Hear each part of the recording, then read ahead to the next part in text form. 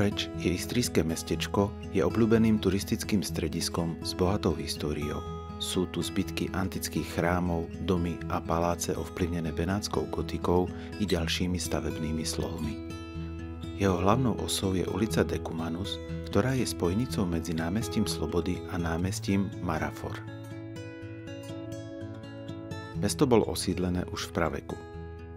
V priebehu 1. storočia pred našim letopočtom za vlády cisára Tiberia si Rimania na malom poloostrove postavili vojenský tábor Castrum s približnými rozmermi 400x200 metrov.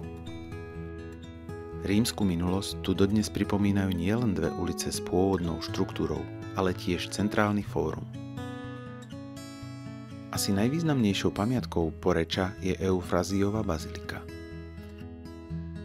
Mramorové stĺpy sem boli dovezené z preslávených baní na ostrove Prokonesos v Marmarskom mori. Sama bazilika má 3 lode, ktoré sú prepojené arkádami a je ústrednou budovou biskupského komplexu. Osemboké baptistérium bola krstná kaplnka. Uprostred tejto stavby je stále k videniu pôvodná krstná nádrž.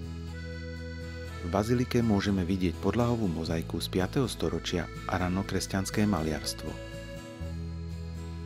Okolie mesta je obklopené hotelovými komplexmi a Poreč má lodné spojenie so susednými prístavmi i prístavmi v Taliansku.